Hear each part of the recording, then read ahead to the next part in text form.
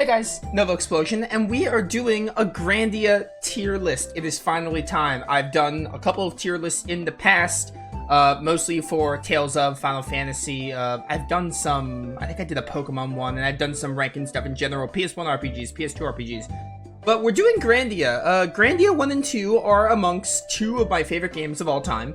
I think right now, recently replaying Grandia 1 and 2, I prefer Grandia 2 just barely, but I think that's mostly because of Ryudo as a protagonist and the bond of the characters, even though I still love both dearly.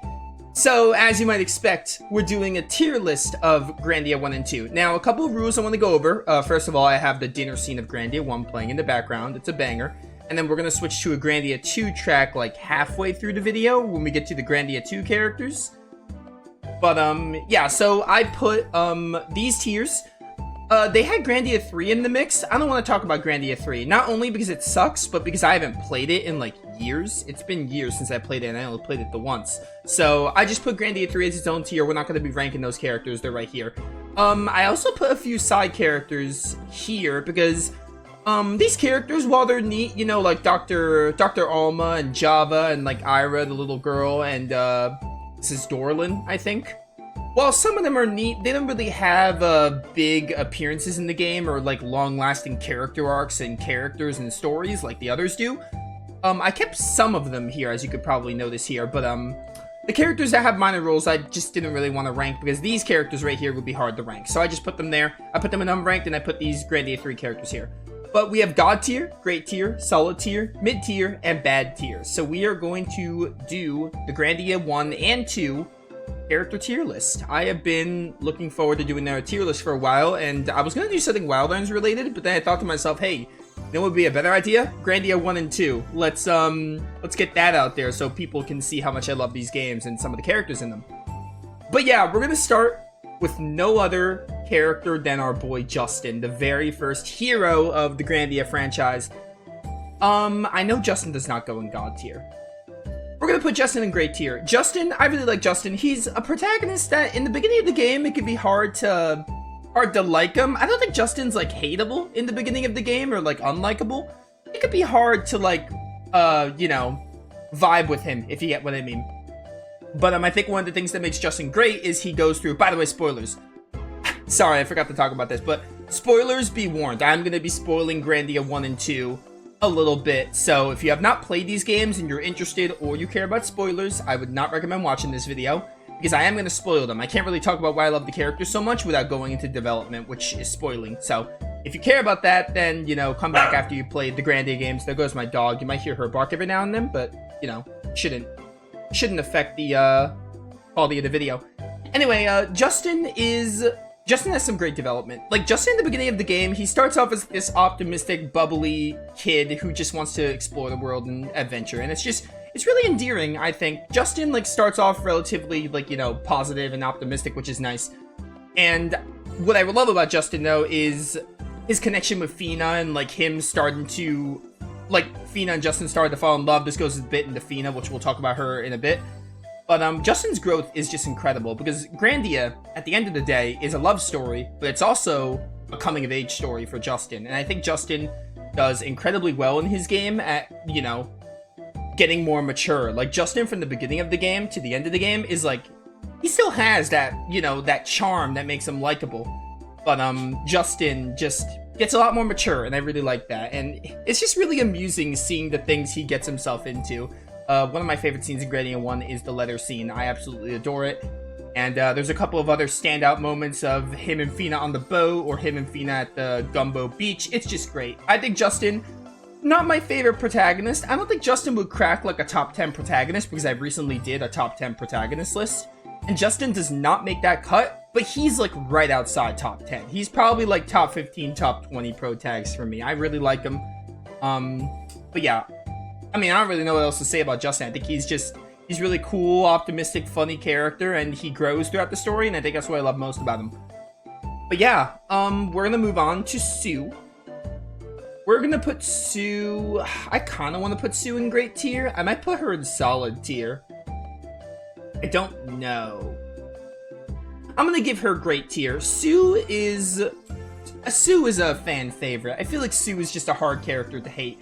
She's a really good foil to Justin and like like a little sister figure, and though her time in the story, I wouldn't say it's short-lived. Her time in the story is limited because she's only in disc 1, which is many people's complaint with Grandia as a whole, is that Sue leaves. I've grown on it over the years. Like, as I play Grandia 1, I'm like, would I have wished Sue'd stayed? Yeah, probably, but, you know, I'm more okay with Sue leaving because they do the scene super well, especially Goodbye to Sue. It's like a classic.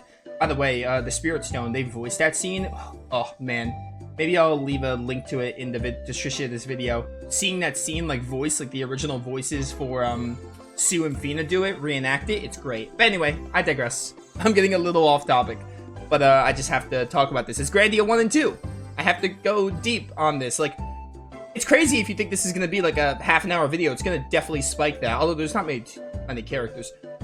But, yeah, it's Sue, anyway, on her own. She's a great character. She's like, you know, she's like the kid character. I think they do well at making Sue not annoying.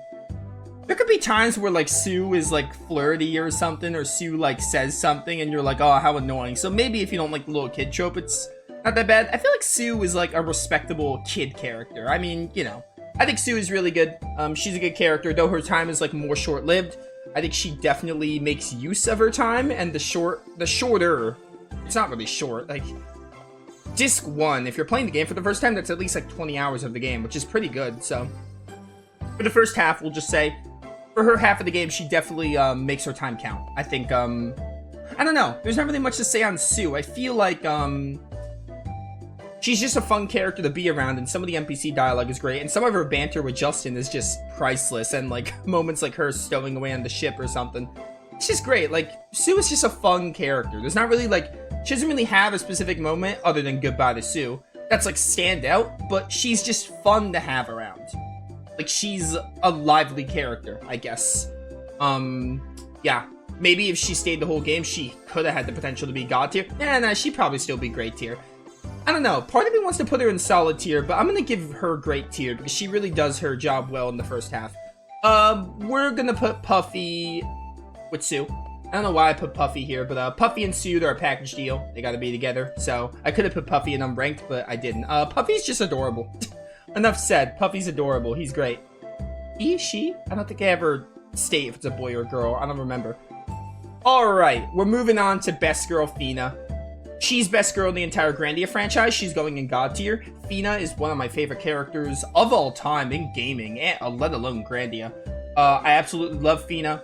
She's hot, and she's a great waifu. I love her, but that aside, I really like her development, because Fina starts off being the cocky adventurer. She's around Justin's age, but she's had more experience with adventuring than Justin. But we soon after we meet her, learn that she's part of the adventuring society, who is led by the scumbag, which we'll get to him later on. I kept him in because I want to drill him to the ground. But Fina is great, because I think Fina has great development, because she starts off being the character that's, like, more experienced, but then you soon learn that the adventure society is, like, kind of lame. Like, Justin's like, why do they need permits to go to the event, to, like, go on adventures, or why are you limiting an adventure? And Fina is a by-the-rules kind of girl in that society, but it's not soon after the Not Parm. What's the place called? New Parm. I said Parm, I meant New Parm. Not soon after the New Parm wedding, where Justin and Fina get fake married, which is a really funny moment, by the way. Not soon after that moment that, Fina starts to see that, oh, maybe there's more to adventuring than I initially thought. So that's a great, it's a great angle to take her character in. I really like it a lot. Her learning something from Justin, and again, I talked about this with Justin, but Justin and Fina have a love story going on, and seeing the way she teases Justin and, like, flirts with him in ways, and Justin's, like, super dense and doesn't understand it till much later, is just endearing, and I think their love is great. I think they're one of my favorite couples in all of Grandia. Obviously in Grandia. They're one of my favorite couples in all of gaming, which is a big reason why I love Grandia 1 so much. But, that's great. Fina on her own is just great. I just like her adventurous attitude, and, like, she's just a nice person, and I just really like her. I feel like she does really well in the game at portraying her feelings and the voice acting and everything. I think, the voice acting is not the best, but I think Fina's voice does good. Also, she, later in the story, spoilers, but I warned you, she's an Ikarian, and they got the whole stuff with her and Lean, and, like, her having to fulfill her destiny as an Ikarian, and she's not scared of death, basically. I mean, she starts to get scared of death at the end when stakes are high, but, like, she's definitely not afraid to do the right thing when it counts, and I especially love her relationship with Mullen, which is high-cased in what's it called? The Twin Towers. I forgot the name of the place for a second. But yeah, Fina is a great character. She's god tier. Part of the reason why she's great is because of her love with Justin, but on her own, she's also great. She's definitely, like, my favorite Grandia 1 character, no cap. Absolutely love Fina a lot. Jokes aside of her being, like, the ultimate waifu and being hot, she is great. She's got great character development and all that. I just really like her. We're gonna rank Lily the Skull. Lily the Skull is a short-lived character, but hear me out on this. She is a solid tier. She, like, her appearance... Sorry, I had to see what my dog was doing. I'm kind of watching my dog in a way and recording this tier list because I want to upload this. But, Lily the Skull only really has one prevalent scene in the game, but it's a bang, right? Like, she makes her introduction, whacking Justin on the head with a frying pan, saying like, "Oh, no dirty shoes in the kitchen, Justin. Justin, how could you? Yada yada, you're causing trouble," etc. She just has a standout performance as the mother figure, and I wish we saw a bit more of her. But during a dinner scene, something that really resonates with me in Grandia 1 is her telling the story of how she and Justin's father met, basically, and how she was a pirate, Lily the Skull, in her day. And I think that's reason enough to rank her. I was gonna not rank her, and she's not really a main character. She's, like, barely a side character. But I think that story and her impression in the beginning are reason enough to rank her. I'm giving her solid tier. And a letter. I really love the letter scene. That's another thing. So she's got, like... Again, her time is very short-lived, but she's got some great moments. I only wish we saw, like, a bit more of her. I understand why we didn't, but it would have been nice. Colonel Mullen, we're putting Colonel Mullen in God tier. Actually, you know what? I'm gonna put Lean and Colonel Mullen in God tier. They're just gonna go together in God tier. Mullen and Lean are kind of a package deal, which is why I'm ranking them both together. But yeah, Mullen and Lean have a really nice dynamic. They also kind of parallel Justin and Fina in a way, because obviously Mullen and Lean are, like, shipped and they're, like, meant to be. But I just really like, let's talk about Mullen first. I really like Mullen's development because Mullen is the guy who's seems really confident in what he's doing, but he soon, later in the story, he learns, like, oh, what is my father, General Ball, we'll get to him, what is my father, General Ball, like, actually planning? And, like, I don't know what I'm doing anymore. He's following orders blindly, so he starts to question that morality, and he has Justin and Fina show him the way, and it's at the very end of the game, but they end up showing him the way to deal with the whole Gaia problem, instead of Mullen handling his things his way. But, especially in Disc 2, is where Mullen gets a lot of screen time and love. Justin and Mullen have, like, these differing ideologies of, like, what they think. They don't go super deep on it, but it's really nice for a 1997 game. But, they have their ideas of what their ideologies are and, like, what the, what their methods are. Methods is a better word. I don't think it's really ideologies, but methods is better. What their methods are for dealing with the Gaia problem. I think they do it really well in Disc 2. There's people who don't like Disc 2. People who say Disc 2 is, like, bad pacing and, like, drags, but I just don't understand that. I can understand the tone of adventuring being gone in Disc 2, but, like, come on, there had to be a villain. It couldn't just be adventuring all the time to the end of the game. That would have gotten boring. I think it's great that Disc 1 focuses on adventuring and Disc 2 focuses on an actual threat. So, yeah. But Mullen is great, and Lean is also really good. The reason I put them together is because I think the best moment of Mullen and Lean is when Fina and Mullen are together in the Twin Towers and Justin and Lean are together. Justin, like, gets to see Lean smile, and you get this nice moment of Lean wanting Fina to be safe and staying out of the way of the Garlau forces, and you got this nice scene of Mullen talking about his father and, like, his Ikarian, or his mother, basically, that died, unfortunately. So, they got some really great moments. I think Mullen and Lean make great they're not really villains, but anti-heroes, antagonists, whatever you want to call them, they're great at that. So I really like Mullen and Lean, and they're going in God tier for that reason. Rem, mid tier. He's cool, you know. I think you don't have him for super long, but I think the nut scene where they all eat the, I don't remember what they call the nut, but when they eat the nut and they can suddenly understand Rem is really funny, so I think that's reason enough to put him on this list. And he's with you for a good portion of the game, like during the Luck Village stuff. And I think he's just, he's a cool character to have around and seeing him interact with the party. So he's going in mid tier. Not much to say on him, but he's cool. Rap. We're going to put Rap on solid tier. Rap is cool. So Rap is the quote-unquote replacement for Sue. The replacement for Sue. And Rap is cool. He's not like the best character ever, but I really like Rap. When you meet Rap, you start off as enemies because he thinks you're like intruders. And you soon learn that Gaia, this is where Gaia's a problem, but Gaia stoned his parents. So Rap is like on his own, I guess in a way, kind of living in Kafu Village with the elder. He has like no parents, but he somehow manages to keep a positive and optimistic attitude, similar to Justin. In a way, he's similar to Justin, and I commend him for that, because like Rap being able to like keep a positive outlook on life, even though his parents have both turned into stone, I'm just like, dude, good for you. Like straight up, like low-key good for you. It's just insane to see Rap manage to keep a positive mental attitude. I just really like it. And Rap is cool. He has some funny moments in the game. He has some moments that make you cringe every now and then, but like what character doesn't? I mean, a lot of characters don't, but you know, Rap, it's not overbearing. I don't think Rap is overbearing with any of it, so he's not like the amazing character or anything, or the best replacement to Sue, but he's a good enough character. And I like that he's with you to the end of the game because he had more stakes in the Gaia quest, which is great. But yeah, I don't think I have much to say on Rap either. I think that's kind of it. I think Rap is cool. He's just a cool, like, hot-headed, similar to Justin character. He has his whole story arc with his parents being stoned, and you learn about Gaia more, so it's just great. Liete, we're also putting in solid tier. Put her under, over Rap, it's fine. Liete is good, but she's missed potential in a lot of departments.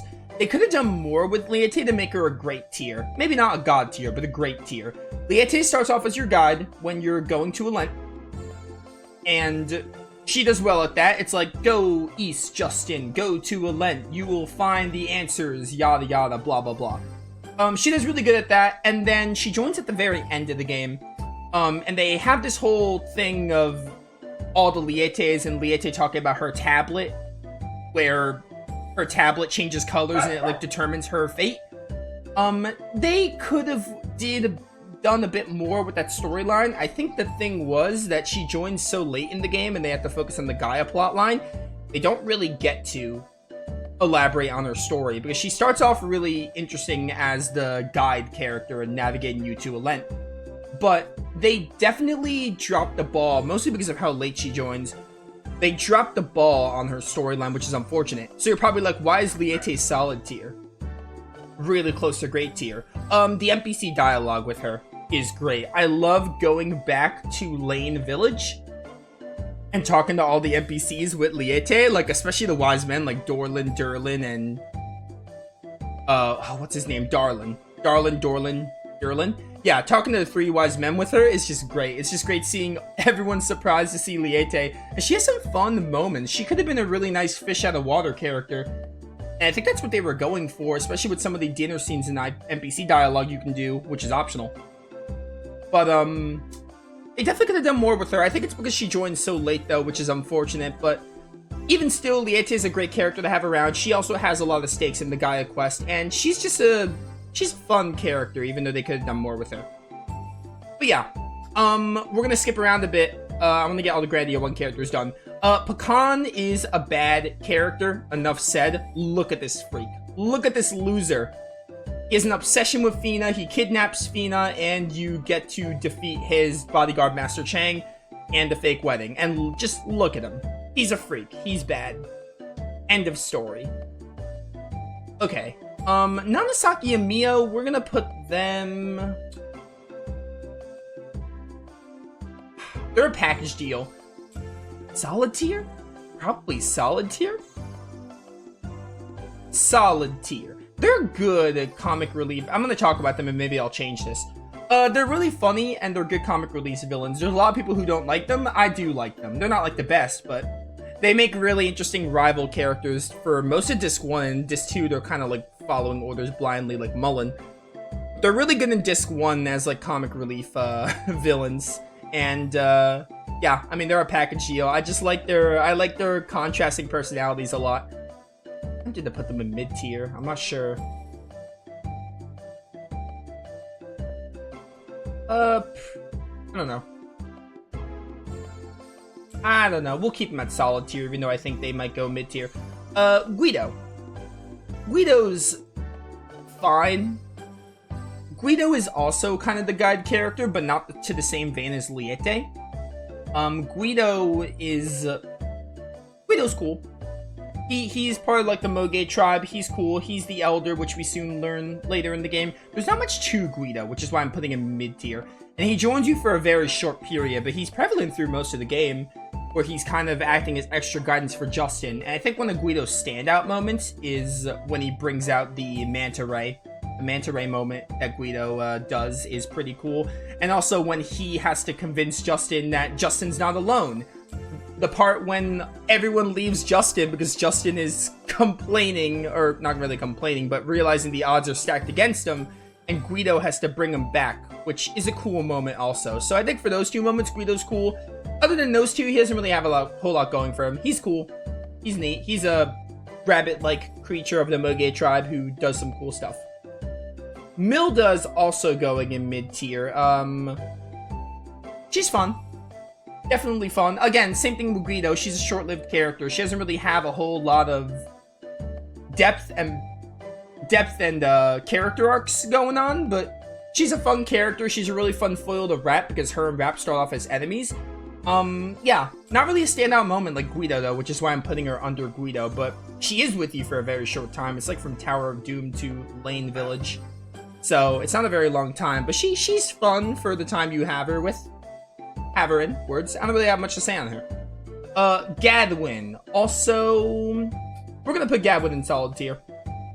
I don't know why I did Gadwin. I realized Gadwin was so far on the list. After Gadwin, it's just Ball, right? Okay, yeah, so we can switch to the Grandia 2 music soon. Gadwin's cool. Gadwin makes a very good impression for his time. He's with you a little bit longer than Milda and Guido, but not quite as long as Sue, because Sue is the longest guest character, for sure, like by a landslide. What I love about Gadwin is his whole thing with Justin, like a man-to-man promise. It's really cool. I think that's like the only real standout moment I could think of that Gadwin has, but it's enough for me to put him in solid tier. He's just cool. He's really, really cool. Other than just being super tanky and really slow in battle, he's awesome. And he's got his whole thing with Dight Village going on, which is pretty sick. I also do like the Gumbo Village arc, which does, I didn't talk about this with Justin and Fina. It does great with Justin and Fina. And Gadwin is prevalent for that arc. But, he's with Sue. Yeah, Gadwin's cool. The, man-to-man promise is really, really a great, it's a great stepping stone for Justin. So if anything, it does more for Justin's character than Gadwin. But, it is good because Justin ends up getting to use the Dragon Cut that Gadwin gets used for his time. So that's a really nice way to do gameplay, the story, progression, basically. And I think it's cool how Justin can use the Dragon King slice that Gadwin uses to show that Gadwin is like, I don't want to say always with Justin, but to show that Gadwin's teaching really helped Justin, and Gadwin was an important part of Justin's journey. That's another thing I love about Grandia, is Grandia 2 is more character focused, which is why I think I like it more. But Grandia 1 is all about every single character, even the guest ones, having something to teach to Justin. Even if it's super minimal, like Guido and Milda, like they have something. It's not super deep and it's probably subtle, but everyone teaches something to Justin as part of his journey, and I think that's why I love this game so much. But yeah, Gadwin's cool. Really nice, solid tier character. General Ball. Mid-tier. General Ball isn't a super deep villain. They definitely don't really try to make him sympathetic, though. He's supposed to be the hateable villain, but they didn't really do a whole lot of fleshing out with General Ball, so he's just a mid-tier character. He's a good villain, but, like, you know, not the best villain. He's just a mid-tier villain, I guess. Like, you know, there's not really a whole lot of character to him. It's just him wanting to use Gaia to take over the world and everything. And his greed and power getting the better of him. So there's not a whole lot to General Ball, which is why he's in mid-tier. And there's not really much to say about him, unlike Zera, who we'll talk about with Grandia too. But yeah, that is the end of the Grandia 1 part of this video. I'm going to do a fancy little transition so you guys don't see my YouTube screen, where I switch the music to Grandia 2. Alright, I'm back, one fancy transition later. So, Grandia 2. We are going to talk about Grandia 2. How long have I been recording? 25 minutes? Okay, I can get this done in like 10 minutes maybe, because there's only this many characters. There's less characters to talk about in Grandia 2, probably because it's shorter. But, Ryudo, God tier. Best protagonist, my all-time favorite protagonist of all time. Ryudo is awesome. He, starts off, I don't think Ryudo starts off unlikable like Squall from FF8 or anything, but Ryudo starts off with a spunk. He's got a certain spunk attitude, and I just love it. He's got some of the best comments in the game, some of the best lines in the game, and the best banter with all the NPCs, and just his don't care attitude is just hard to hate. And I just really love it. But a big reason why I love Ryudo so much is I love his development, especially the development in Garland Village. Basically, Ryudo was very closed off after what happened with Melphis, because Melphis was possessed by Valmar and killed one of his closest friends, and also destroyed his village. So you can imagine Ryudo not really trusting people at the very beginning of the game in Grandia 2, and like not being open to that, because, you know, he was scarred, basically, so he closed himself off, which, you know, is rough for Ryudo. But, Elena does a really good job at breaking him out of his shell, and Millennia to a lesser extent. But the characters around Ryudo, mostly Elena and Millennia, the whole love triangle between Ryudo and Millennia and Elena is really good as well. I also like, in the ending of the game, how Ryudo chooses none of them. I really like how Ryudo does not choose Elena or Millennia, and just chooses his own path to, like, start fresh. That's how I interpret the ending. I feel like the ending of Grandia 2 is, like, very open-ended. You can kind of interpret what you want, that either he goes back to both of them, has some kind of crazy threesome, even though I don't think Ryudo would do that, or he picks one of them, or you could just assume that Ryudo chose none and he went on his own to journey and explore a world and journey in a world without gods. So, I love the ending of Grandia 2 so much. Oh, man. Ryudo is just a really, really great character. Putting aside the fact that he's a fun character, he just has some of the best development of all time, and there's a reason why he's my favorite protagonist in all of gaming. It's his personality, plus his development. It's just great. Because Ryudo is a jerk in the beginning of the game, but I feel like Ryudo, like, I don't know. Ryudo isn't really, obviously I'm biased because I played the game like 5 times, 4 or 5 times, something like that. But, Ryudo, losing my train of thought. Oh man, I'm a little exhausted right now. But, Ryudo, he's just great. Like, I feel like he is a jerk in the beginning of the game, but it's, like, really hard to hate him. Like, for me, it's incredibly hard. I don't think I think when I first played Grandia 2, I didn't hate Ryudo, because he just has a really fun personality. And, like, every now and then, he'll say something cool, or, like, I also really like how Ryudo is constantly questioning the way of the world of, like, oh, why is Grandis doing all this sus activity? What is it with this Valmar Grandis thing? And, like, I think Ryudo does that really well, and his, like, interest, his sudden interest in wanting to find the Grandis Saber. So, like, Ryudo doesn't want to, like, abandon humanity is the main thing, right? Like, before Garland Village, I feel like Ryudo, while he isn't super open with other people, and he's, like, very standoffish and sometimes might seem like a jerk, he doesn't just want humanity to die. He wants what's in the best interest for the world, which is part of what makes him great. And again, his development. Oh, man. Like, I can speak lyrical about Ryudo. I just love him. He's my favorite protagonist of all time, best Grandia 2 character, one of my favorite characters, probably my favorite character in all of gaming. I just love Ryudo a lot, and it's a big reason why Grandia 2 is my favorite game of all time now. But yeah, Let's move on to Elena. We're gonna put Elena in great tier. Yeah, we'll put Elena here. Elena is she's like the do-good priestess character.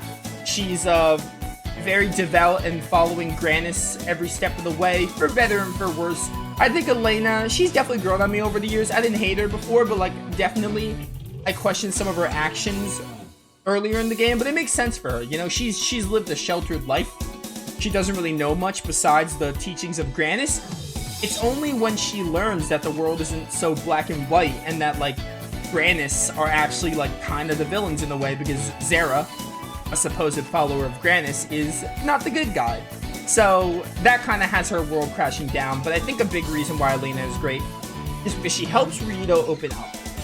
They do the love triangle in this game really well. I like Justin and Fina more as a couple than Ryudo with any of the girls, but I don't think Grandia 2... Grandia 2 is kind of a love story, but not to the same vein as Grandia 1. I think Grandia 2 is more about showcasing that love triangle and, like, character-centric, while Grandia 1's focus on its love story. But Elena and Ryudo are a great pair because Elena does really good at opening up Ryudo and, like, kind of helping Ryudo break out of his shell in a way, because there are so many moments in the game where Ryudo says something to Elena and he, like, regrets it. Like, oh, maybe I was a bit too harsh on her. So, you know, Ryudo's not really a bad guy. Like, he's not trying to be a jerk, but everything that happened with Melphis and the past of Garland Village kind of corrupted him in a way.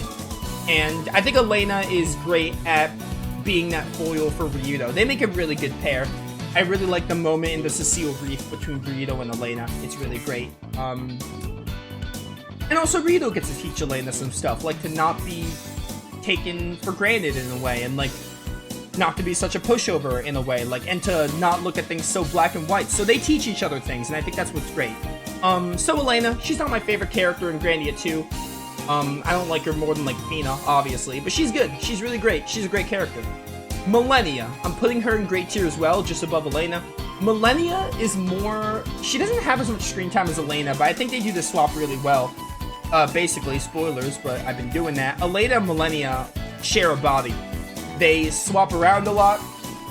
Sometimes you'll play as Elena, sometimes you'll play as Millennia. They use the Millennia swap pretty sparingly. Like, you know, it's obvious that Elena has more screen time, but I don't think Millennia gets left in the dust. Now, Millennia's whole thing is that she's the Wings of Valmar, so she's the opposite of Elena in every way. And she genuinely, like, falls in love with Ryudo. I guess Elena does too, but, like, you see it more with Millennia that she falls in love with Ryudo. And it crushes Millennia that, like, she gets, like, jealous in a way of Elena. And it crushes her that she's not able to, that Ryudo isn't able to reciprocate those feelings, partly because she's the Wings of Valmar. So, it's just really great to see Millennia, like, start off as the Wings of Valmar, and you think of her as, like, the dark figure, but, like, you start to see her fall in love and become more human, which is something Elena's got kind of down pat, even though she's more sheltered. But, I really like Millennia. I think Millennia is a great character. They do the love triangle well, as I've been saying. Ryudo and Millennia are also a good pair. Like, again, Grandia 2, like, you can pick which pair you like more, but, like, I don't think it's about picking which pair you like more, because the ending is Ryudo not being with any of them, so you can just assume whichever one you want. You can assume he married Millennia, you can assume he married Elena, you can assume he married none of them. But Millennia, she also is just really fun. Like, she's definitely the more outgoing and fun heroine character compared to Elena, who's more reserved and sheltered. But she definitely has some great lines in the game, both battle and outside of lines. And I just like her... I like her attitude throughout the game, especially earlier in the game. And then she eventually shapes up and she starts to care deeply for Ryudo. And eventually she becomes a teacher at the end of the game, as Elena becomes a traveling troupe, a songstress traveling troupe. Part of a traveling troupe. So I think it's great. They get their own bodies and everything, and they both get to live their lives at the end. It's just great. I love it. But Millennia, she's a great character. Probably prefer her to Elena just barely. It's close. They're basically tied, but maybe I prefer Millennia a bit more, but not by much. Rowan, we are going to put in great tier as well. Rowan is a great character. I like Rowan is the Prince of Siren, and earlier in the game you don't really know what his deal is, but as you get to Siren, you learn of his lineage and learn of him being the prince, and like they're descendants of the people of darkness, aka Valmar, and it's just really interesting to see that trope done. And when the king dies in Siren, Rowan has to like ascend to the throne. He has to become the king.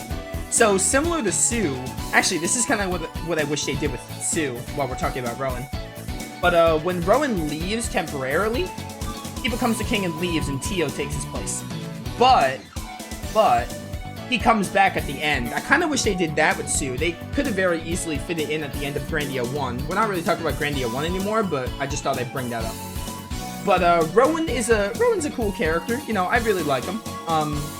He's got some great moments. He's got like he's like the kid character, but he's not super young. He's like 13. He's just a teenager, so he's not like, he's the youngest character, but he's not like, you know, as young as Sue. So he's got a pretty mature outlook on life, and I just think he's a fun character to have around.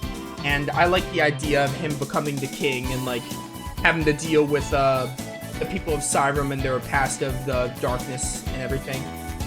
I think they do it really well in Grandia too. I think him leaving is a really nice moment because he gets to come back as like this king and this kind of more mature character, which is just great because I feel like Rowan is a fun and interesting character to look at and see him grow. You don't really get to see him grow as much as like Justin or anything, but you get to see him develop in pretty fun ways. So yeah.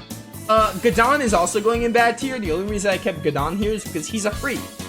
Now Pecan has a friend. These guys are freaks. Enough said.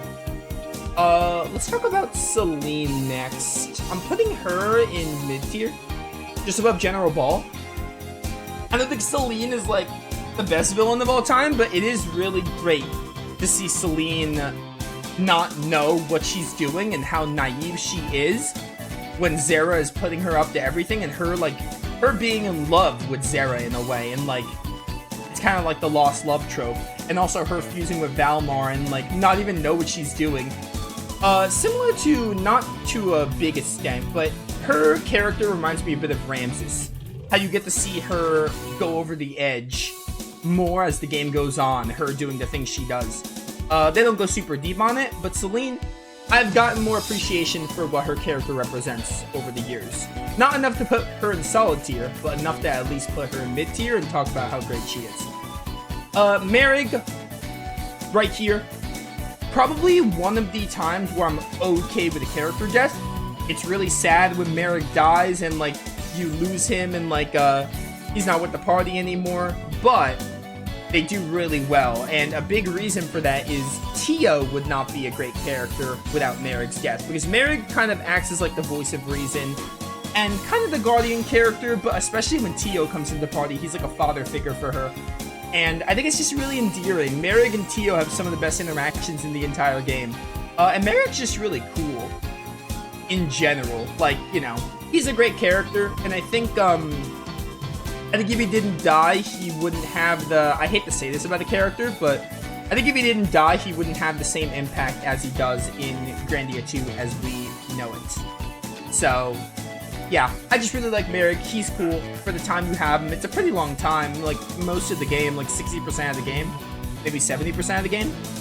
And I think my favorite moments of Merrick are his interactions with Tio. I think it's just great. Speaking of, Tio is going in God tier. We're gonna put her right here. Right there. Tio is the classic robotic character who doesn't have a heart and wants to have a heart and understand things. Fish out of water character that you would expect. And they do it masterfully. Masterfully in Grandia 2. It's great to find her and her not understand anything, and like Merrig, again, going back to Merrig, I'm kind of talking about Merrig as I talk about Tio. But Merrick tells her she has to make her own choice, and she has to decide if she wants to go with the party and what's best for her. And I think they do it really well. Some of the dinner scenes are great with Tio. You really get to see her learn and develop and understand humans more, and I think it's just great. Like, again, play Grandia 2 and you'll see how endearing Tio is of a character. It's just super nice. And at the end of the game, she and Rowan form some kind of connection. She becomes like, I don't know if Rowan and her are like an item or anything, which, you know, isn't what I expected out of Tio's character conclusion. I think it's just kind of showing that Tio, like, understands humans now and she wants to have a life and family of her own, kind of like what Merrick and the rest of the party were to her. So I think that's just really endearing. It's really, really nice, and I love Tio. She's the best girl of Grandia 2. Like, you know, Millennia and Elena, they're great. All the characters of Grandia 2 are great. Big reason why it's like my favorite game. But Tio is the best of the girls. Great character. Love Tio a lot. Love her moments with Merrick. Love her moments with the party. Love the dinner scenes. It kind of formed like a family bond with her, especially her and Merrick. Really great, really great. Great character end for her as well. And finally, Zera. We're going to put Zera in solid tier, only because Zera, over the years, has grown on me. Zera is a lot deeper than General Ball, so I give them credit on that. Still nothing great. Not my favorite villain of all time, like in the Tales of game, Artorias or something. But Zera is great because I think it's just really nice to see the trope with a twist. Like, you see the whole, like, oh, the church is actually evil, kind of like in FF10. Like, Yevon are the villains, etc. And, like, I guess that's kind of the thing with Granis, but at the end of the day, Zera was misunderstood. He was misunderstood. He thought what he was doing was right. He thought that we had to, like, get rid of all the darkness of Valmar. And then during the moment of the hearts are one and everything, which is a bit cliche by some people, but I think it does really well, Ryudo and the rest of the characters eventually learn that having a little darkness in your heart isn't such a bad thing. Like, it's not such a bad thing. It's okay to have a bit of darkness in your heart. It just depends on how you use it and what kind of person you are. And again, that goes into the whole theme of Grandia 2, one of the grand themes, of not everything is black and white, and things are sometimes different shades of gray. I think Zera represents those themes incredibly well, which is why he goes in solid tier. Like, as a character, like, you know, he's good, he's fine, I guess. But Zera represents the themes of Grandia 2 amazingly. So, yeah. I think that's all I have to say. So yeah, we have these in God tier: Rito, Fina, Tio, Mullen, Lean. Great tier, we have Justin, Sue, Puffy, Millennia, Elena, Rowan, and Merrick. Solid tier, we have Liete, Rap, Lily the Skull, Nana, Saki, Mio, Gabwin, and Zera. These are the mid tiers: Celine, Ball, Guido, Milda, and what's his name? Rem. The bad tiers, the two that should not be spoken of by name, the Freaks. And then again, I didn't want to rank these because they don't really have major roles, and these are the Grandia 3 ones. But yeah, fun little video I got here. 42 minutes to talk about the characters of Grandia 1 and 2. The ones that seemed necessary to talk about. But yeah, great time. Again, if I didn't talk about like a plot point, I feel like I got all the major plot points of Grandia 1 and 2 at some point. So if I didn't talk about like, oh, how this plot point affected this character, I think I got all my opinions out and I gave you a good idea of how I feel about the Grandia 1 and 2 characters. Instead of just talking about how much I love Grandia 1 and 2 and which one's better, because again, they're basically tied, I like Grandia 2 more. Grandia 2 is my favorite game of all time. Grandia 1 is number 2.